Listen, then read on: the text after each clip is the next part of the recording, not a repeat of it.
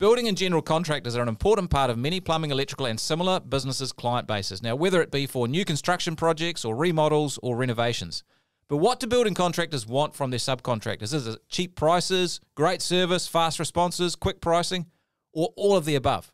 Tune into this week's episode where I interview the owner of the award-winning New Image Homes, Adam Ballinger. And we'll go deep into what it takes to win work with building contractors and how to build a profitable, long-term relationship. Private construction companies, in the first 3 years, only 56% of them are still going. Wow. Can you talk us through the worst experience you've had with a subcontractor that led you to giving them the flick? Had it yesterday. And he's a good guy, What do the good contractors do in the situations that others don't? The owners that work on site never pick up their phone, which has put that strain on me. Is price the most important thing for you? You can tell a lot by a company by how they price. When a new subcontractor approaches you, what are the red flags that would stop you giving them a try? Well, hi, I'm your host, Tony Fraser-Jones, and today I'm excited to be interviewing Adam Ballinger, the owner of New Image Homes. Now, New Image Homes are general contractors who build new homes. They do remodeling work and build multi-unit apartments. Now, Adam has completed a number of building projects for us, for Bromman and myself. And on the last project, I couldn't help notice that he was using many of the same subcontractors that he was using 7 years ago when he completed our home, our family home. So welcome, Adam. Great to have you in the studio today, man. How you doing? Very good. Thanks for having me. Yeah, man. I'm excited to hang out today. Obviously, we've worked together on some projects before, so I love your work. And I know you've got some great insights, which I think will be super helpful for our listeners today. I want to jump in with the big issue right at the start, and that's price. I hear a lot about price. So I want to know, when you're working with a plumber, an electrician, or any other subcontractor, is price the most important thing for you? Definitely not. It's obviously important, but best way to put it is probably value for money.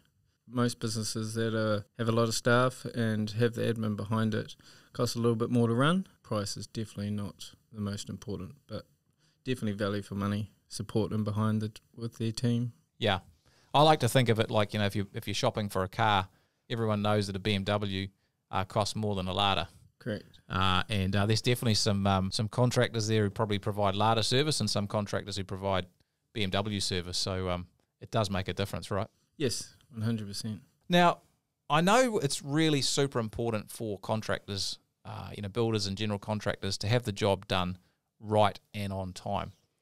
And I think, when you're a subcontractor or a plumber, an electrician, you're busy with your business. You've got all that stuff going on, and it's sometimes hard to think about what it's like for the client if they're a builder. So can you talk us through the implications for you as a builder when a subcontractor makes a mistake or isn't available to do the job, when they committed to being available?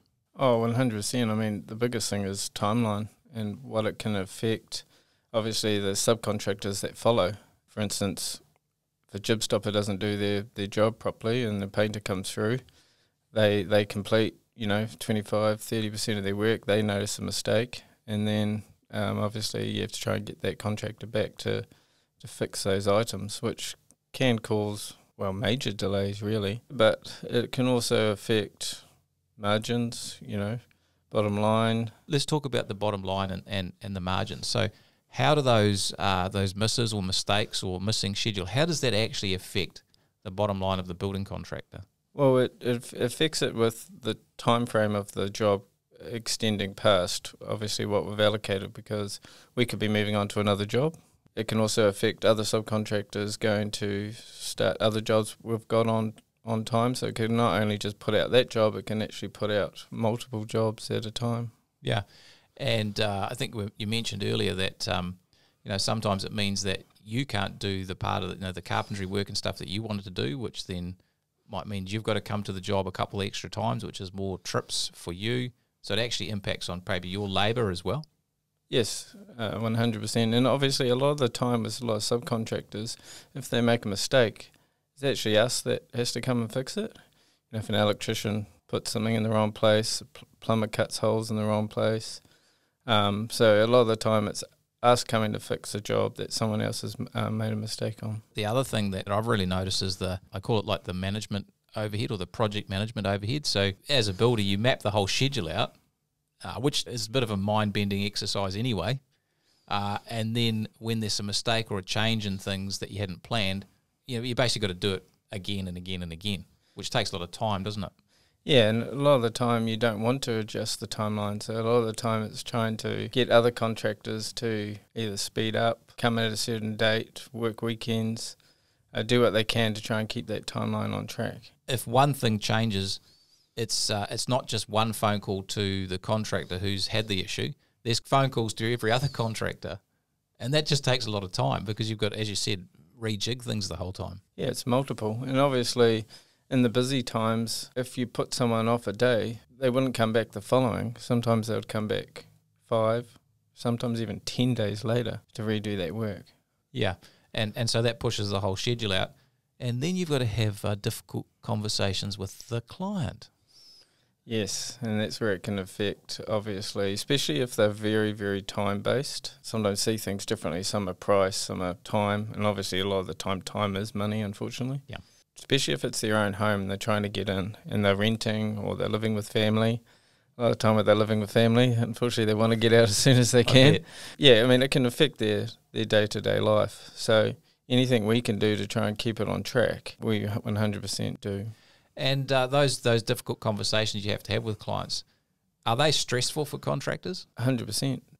Even though most clients are reasonably good, but if they're under a lot of pressure, it's hard for them to understand. I mean, everyone sees the world through their own view, and like you said, when they're under pressure, they do tend to just think about what's on their plate. So, yeah, I get that. And I think sometimes those conversations you have with people, it's not even the conversation. That's the easy part. It's thinking about having the conversation. Yeah. It's like I've got to have that blinking conversation about, this is going to take another 2 weeks. A lot of us don't like to, disappoint. And unfortunately, owning a building company, there's a lot of links in the chain, and all it takes is one link to cause a problem. So obviously having decent subcontractors, ones that you've been with for a long time, you've got relationships, having subcontractors that when we say, hey, there's a problem, they've got the supporting staff to help us in that problem and get it fixed. And that's part of the reason why we have so many contractors who we've had for a long time, because we work relationship based. So if there is a problem, they normally jump onto it pretty quickly, which obviously saves us money, saves us time. I love what you said there about being a general contractor or a building contractor is about managing the links in the chain. And when links in those chain break, that does cost a lot of time and money. And I think just for people listening, I know if you're working with a contractor, you don't deliberately try and break links in the chain. Of course you don't. No one would do that. But it is incredibly important to just keep that in mind when you are working with your contractors or looking to get new contractors, because that stuff actually costs a massive amount of money for the contractor and a lot of headache and stress as well. So I think that's huge. So to be effective at marketing, Adam, and keeping clients happy, I think it's really critical for our listeners to understand, what your life looks like as the owner of a building contracting business. And obviously we work with thousands of plumbers and electricians and painters and glazers and tilers and landscapers and all those associated service firms. But I think it's important to understand, life from your perspective as a building company owner. So I'd love to hear, what is most stressful and challenging for you about running your business? Well, really, I suppose running a successful business isn't easy, and most, I suppose, sub-trades are exactly the same. The industry is full of risks and challenges. But, I mean, the main problems we have is lack of communication. We deal with a lot of cost increases.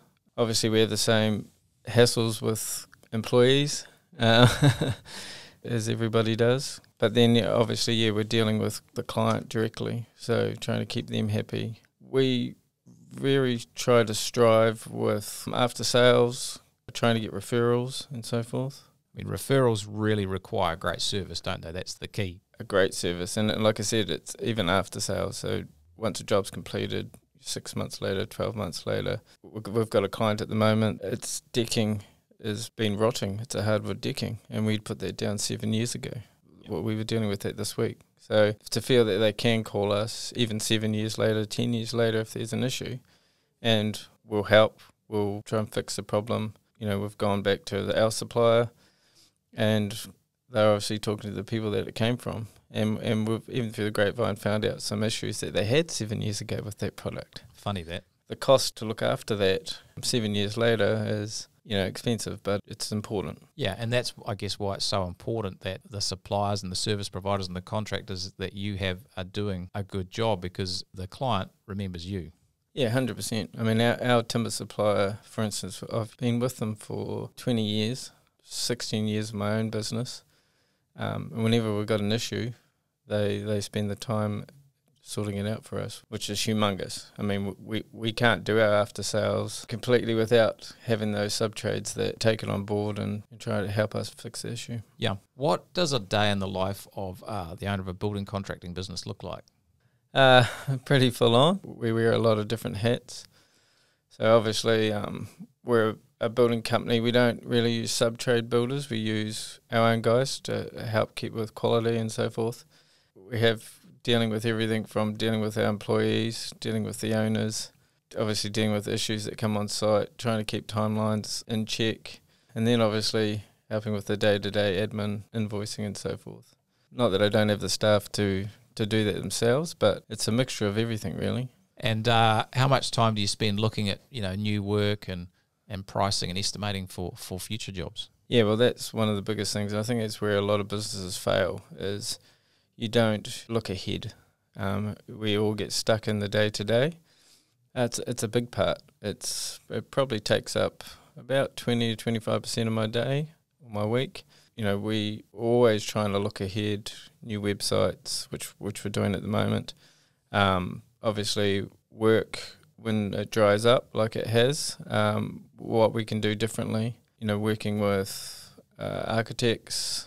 Unfortunately, with this industry, it takes about, I find from when you meet a client, so when you actually get in to do the work, it's normally 3 to 9 months until you even start getting some cash flow out of it. So, and a lot of the time, 3 months is only someone that's already got their plans done and so forth. Which or maybe even a small project or a small project. On average, it takes at least a good 6 months to get something off the ground. So you've constantly got to be looking forward, forecasting. We forecast our cash flow 8 weeks ahead every week, so we know where we are. I'm pleased to hear that, buddy. I learnt that from you actually.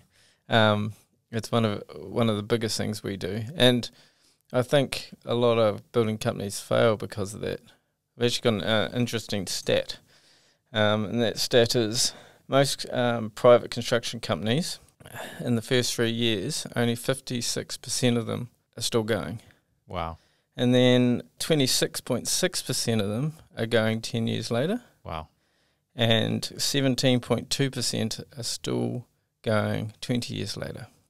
That's crazy. So it's an 82.8% failure rate. It's tough, right? It's tough, yeah. And I think that the thing here is, if you're listening, and the reason for talking about this is, if you want to market and build good relationships with building contractors and general contractors, whether they're new home builders or home remodelers or renovators or whatever they are, they've actually got a really tough business to run. And understanding that and getting on the same page as the owner or the people that you're marketing to is super important, because like sales and marketing is important. If your time as a building contracting business owner is taken up sorting out issues with your subcontractors, then you can't be pricing new work and chasing new work and marketing and doing the sales that you need to actually keep your building business running. And that's a massive thing. Yeah, and obviously with a lot of sub-trades, they're getting the work off us. So we've got to market, spend the time on getting that work so then our sub-trades can get work. And I think another key thing is a lot of subcontractors, look for companies that have been around for a while. Put a little bit more effort into those people, because there is a reason, as you can tell from those stats, there's something they're doing different to a very high percent that aren't. My instinct on that is, from my experiences, it's, like I said, forecasting, cash flow, capital. In the hard times when we had price increases, a lot of our suppliers held those for us. So we didn't get hit with big increases. It did happen, but it was very, very minimal. So if we didn't have those relationships, would that have happened? I think this is actually a really good point, because sometimes a subcontractor, plumber, an electrician or whatever, gets excited because a building company approaches them. And I'm always a bit wary of that, because often those building contracting firms are the ones that aren't particularly well run. They're short of cash, and they're actually looking for another contractor to use as a bank because they've maxed out their credit with their last 3 plumbers. And so when you are marketing to general contractors, I think it's really important to give it a bit of a stress test. Do they look like a good client to work for as well? Yep. And questions around cash flow management, organisation, time in the market, although not always, but it definitely can help. Actually pretty clever things to think about. So I think that's a great insight, actually. Yeah. What don't subcontractors understand about running a building business that you really wish they did? Like I said, it just goes back to probably they are just a link in the chain. And obviously with us dealing with the homeowners, so they don't have to deal with the end product, handing it over and so forth. So I think the biggest thing is them just realising that this is someone's home. A lot of the time, a lot of homeowners, this is their biggest purchase they'll ever make in their life. And the other side of it is the homeowner puts a lot of trust in us as well. They're handing over a lot of their hard-earned money, and the product at the end of it needs to be how they want it. And the process needs to be as stress-free as they possibly can. So Adam, I know you've used a bunch of subcontractors for years. What makes you keep using these guys? Well, a lot of it probably comes down to I've probably got top 3 items that works really well with our business, which is got a lot to do with reliability, accurate pricing. It's one of the biggest things. Probably my top, to be honest. And then there's obviously knowledge in their field. So obviously a lot of the time if we've got problems or hiccups, we need to change products, we can literally rely on calling them and them coming up with another solution. But one of the biggest things that we work with, because we do this with our clients, is accurate pricing, in-depth pricing, and obviously the wording that goes with that, inclusions as well, probably even more so, which is important, is exclusions.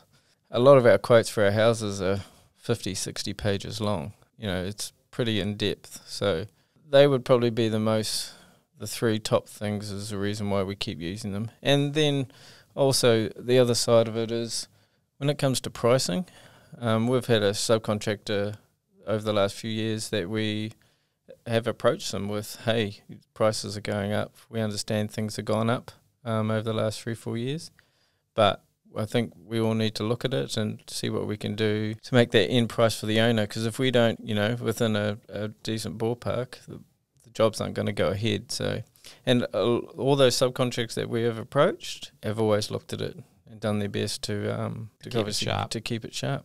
Yep. So, and which is important, because if you have subcontractors for a long time, sometimes they do forget that they just quote and they get it. They quote, they get it.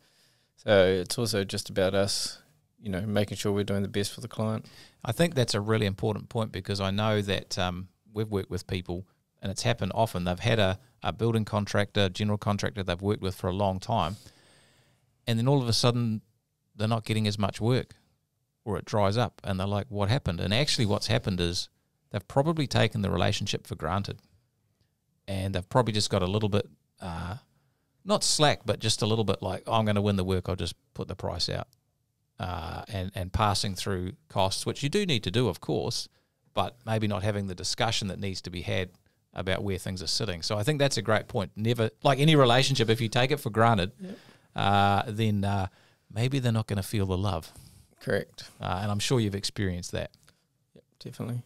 When a new subcontractor approaches you, or you're actually looking for another service provider, what are the red flags that would stop you giving them a try?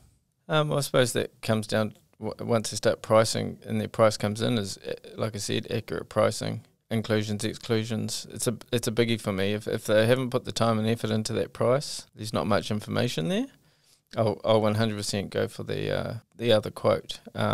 Price definitely comes into it, especially if it's a new person. We all know that we try to put our best foot forward when we're pricing with someone new. But then obviously, which is one thing in a business we never did at the beginning, but we do a lot pretty much with everyone now, is referrals. We always used to get them, not call them, not take the time to obviously contact them, but I suppose it's the thing we used to do with employees too. But it's a big thing we do now is we make those phone calls. We have a bunch of questions we ask. So that's like a referee for the new contractor you're looking at. Yeah, awesome. Yeah. It's very big. Obviously, we do a lot of online looking as well to see if they're present. Any other red flags? Any other warning signs which you're like, well, I'm not going to go there? So we obviously look up to see if they've got a website. Sometimes, a lot of the small businesses, especially when you come to plasterers and painters and so forth, a lot of the time don't. But, do they have a presence on social media? Why is that important? Me personally, it just shows a bit of passion, a bit of care. That they're proud of what they do and they want to show it out there. We're very passionate about what we do. We love what we do. It's just an important aspect for us. I think that's massive because if someone can take the time to put the work into some of their online presence, it means, like you said, I think it demonstrates a little bit of professionalism. Do they care? Are they actually a growth-minded person? Because I think growth-minded people are the people you want to work with because they're the ones who actually do care and want to get better. Whereas some people just want to get the job and, go to the pub on Friday. That's a gross generalisation, right? But I think that does marry up. Yeah, it proves they also want to be around for a while. Alrighty. Thorny question. Can you talk us through the worst experience you've had with a subcontractor that led you to giving them the flick? Oh, a couple come to mind. It didn't actually come down to quality of work. It actually came down to the management side. We noticed that they were taking longer on jobs. You could tell that when they say they were going to turn up, they weren't. And then what ended up happening is they ended up raising their prices quite a lot, upping their prices, to the point they were so far over market per square metre. It was incredible. And when we approached them, they said to us that their costs had gone up. And so instead of looking inside their business at their employees or how they run or the management that was run and trying to fix it that way, they keep raising the prices. We probably approached them about 3 or 4 times to try and sort out what's happened. We tried to help them to find out what was happening. And in the end, they just didn't want to play ball. Didn't want to. It was just straight up that's it. Which, unfortunately they lost a lot of our work because they probably did work for us for about 8 to 10 years. Wow. So, it was a shame. And then I suppose another one I can think of is a subcontractor which is one of my big pet hates is what I call a yes man. Someone that always says is going to be there. The yes man. Yes, no, we'll be finished on Friday. Or, my guys will be there tomorrow. Just always trying to keep happy. It even got to the point where they were telling me that, we went there yesterday and we finished it. Nuh-uh. No. And then I'd ask my guys on site, no, they were never here. So what they're trying to do is just delay and then try and get there and finish it or whatever they're trying to think. I don't understand really what they're trying to get out of it, but I'm talking 2-3 weeks over. Right. Yeah, it's one thing we can't deal with. I think that's actually a huge thing, actually, the yes man or yes woman syndrome, because I see it a lot. And if you're listening to the pod, you may find this. You are actually in business because you want to provide a great service, you want to do a good job, and you actually want to help. And sometimes you say yes because you feel like that's the right thing to do, and you feel like you can't say no because that would be bad service. But that is bad service. And it actually has 2 effects. Not only is it difficult for your clients and your contractors, but it actually, more importantly, messes up your own business because you make so much commitments that you can never keep. It causes so much stress for you as the owner of the business. It nearly sends you under.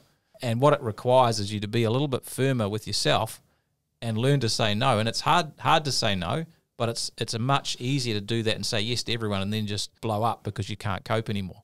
It's a big thing, right? Oh, it's humongous. It's definitely 100% better to literally say, hey, look, we're going to be 2 days late and, we can adjust subcontractors. Because a lot of the time what we'll do is that person will say, oh, yes, we're finished. Then I'll bring another subcontractor and say, hey, the job's all ready for you. They go and then they call up and go, it's not ready. What's up? And then you have to go check all the time and the amount of labour and time it takes to do that when you really shouldn't have to. Yeah, so biggie. So I think honesty, is what you're driving at, is be honest about the commitments you can or can't keep. And I think my experience is that that's more important. It's better it's better probably to under-promise and over-deliver. Don't say, I think we can get there in 2 days, when you actually know you're actually chocker for the next 5 days. It's better to say that rather than say, probably might be able to get there in a couple of days, when you just know you can't. Oh, we can always accommodate. I mean, things happen in life, right? It's not about sticking to the timeline and making sure, if you can do the best you can and you can communicate. Like I said, one of the biggest things in this industry is communication. Easy to adjust for it. You don't disappoint other people, other companies. You don't cost other companies money. If they turn up and they can't do the work and they've booked in for that day, it costs them a lot. It does. One of the big things in business is learning to be assertive, and actually it's better to disappoint people once than continually disappoint them. So make the hard call once, don't sugarcoat it and kick the can down the road, which happens when you're perhaps just struggling with the emotional strength to say what needs to be said. Yep. Inevitably, if you work with someone for a long time, things will go wrong on the job. I mean, that happens. In fact, the best building projects, something always goes wrong. That's just the way it is. What do the good contractors do in the situations that others don't? That would be take responsibility, prompt response, having the admin team and the management team in behind them to obviously get those adjusted quickly. That would probably be one of the biggest things. Can we talk a little bit about the admin side of it for the contractors that you use? You have the one-person businesses, and there's some great tradespeople and technicians out there doing that, and then you have the big businesses have got 100 or 200 employees, and there's people right in the middle. From your perspective, how important is it that the people you work with have some sort of infrastructure, some management and admin support? Oh, it's humongous.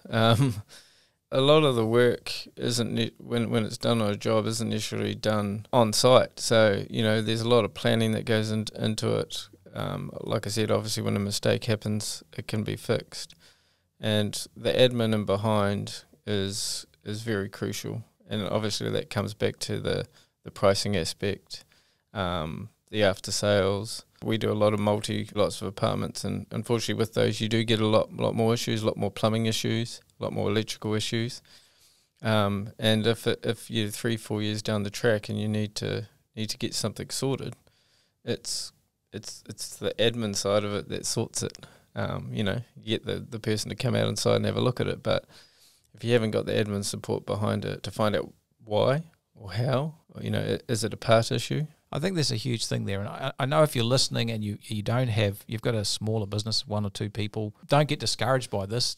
It's probably a reason that it's helpful to grow your business, because if you are a plumbing or electrical or painting, glazing, tiling, whatever it is, landscaping business, if you've got perhaps an operations manager or a project manager and an office manager and an estimator, and you're getting up to 15, 20 people, then you've got people who can actually deal with this stuff. But if you're an owner and you're still out in the field, you're the key technician, and when the building contractor rings up and needs these things sorted out, it's a massive problem, because you basically don't have the time. And to sort it out, you've got to come out of the field, out of the jobs. You're not earning revenue, so it's frustrating for you, and it just makes it difficult to get issues sorted out. And so I think that is actually something that's quite important, isn't it? Yeah, and also especially with owners of the business, we still deal with a few that prefer to still work out on the field. And that has its advantages as well, but it also has its disadvantages. The owners that work on site never pick up their phone. I had it yesterday. One company that I've been trying to call yesterday to see if they had done some work yesterday, they never contacted me. I've tried them again this morning. And he's a good guy, he's doesn't. He's busy. It's as simple as that. Yeah. Which has put that strain on me. So now I have to send one of my guys to go check that it's been completed. That's a cost, when really a phone should just be picked up and or called back, a few hours later whenever they possibly can. So it's definitely a humongous thing if an owner isn't, and it's sometimes hard too. Many years ago I had to do that jump, and it's a hard thing to let go of. But you never look back. Ever. I remember the first time I ever hired office staff. She still works for me today, It's been she's a weapon. Over 10 years she's worked for me now, so she's an amazing asset, and I would say that we wouldn't be where we were today without having that support around us. We can't do it all. Yeah, for sure. So let's talk about when new contractors actually approach you, or you're on the hunt for a new service provider. What are the things that you look for that make you keen to give them a go? Sometimes it comes down to timing. Yep. Then there's also the side of, back to the same stuff we've been talking about, the quoting, how accurate that is and how trustworthy. The big thing with pricing is you could tell a lot by a company by how they price and just how professional they are, to be honest. How much they care kind of flows through from that. The timing thing is something I really want to dig into because this is massive. Now, you might not need a new plumber, or you might even not have a project that's ramping up at a particular time when a business approaches you. And we find this, and if you're listening, you might feel like you've done some marketing once. You contacted a few building companies, but nothing came of it. Well, that's not marketing. That's just a good start. Yep. It's important that you are very consistent with this. And when I say consistent, I mean you could do it monthly. Don't make a nuisance of yourself. You don't need to do that. But if you're monthly in contact with your hit list of people, and it might have 10 or 20 or 30 or 50 contractors on that list, if you are constant, there, just by being constant, you will hit the right time. Sometimes you just need to show up to win the job. That's massive. And so I think what you're driving at is just be consistent. And my experience is if people can be consistent, that tells you a lot about them. 1, they care. 2, they're professional. 3, they have a system. And they're probably a growth-minded person, which is the type of business you want to work with. So I think there's a lot of messages with that sort of consistent approach. Yeah, and I agree. I mean, the growth-minded part's a big thing. And like you said, systems. When we're in busy times, you don't do that. And the busy times are actually the best times, because at the busy times, people make mistakes.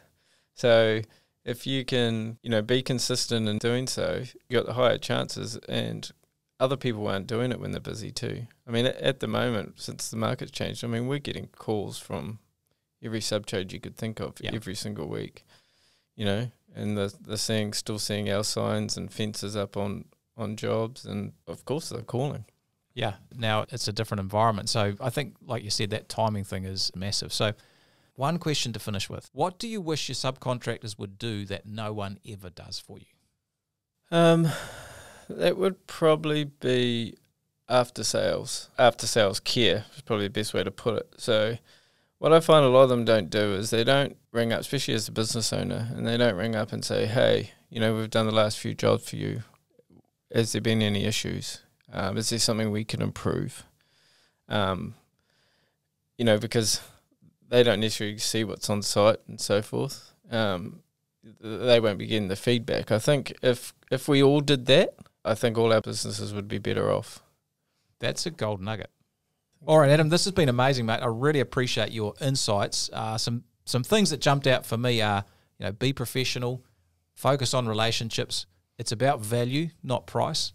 And I love the timing thing as well. You've got to be there and make sure that you're front and center, and people know that you're interested in doing their work as well. So really appreciate you, man. Looking forward to doing some more projects in the future, and good luck with everything you're doing. I appreciate it. Thank you for having me. It's actually probably been quite enlightening for me to actually even think about these things myself. So I appreciate you having me on, Tony. It's been fun. Congratulations on being part of a select group of savvy business owners who are taking their businesses to the next level. And to help you on your journey, don't forget to check out our show notes for a copy of our free book, The Profitable Tradie, and other valuable resources. Thanks for being a part of this special group, and we'll see you in the next episode of the Profitable Tradie Podcast.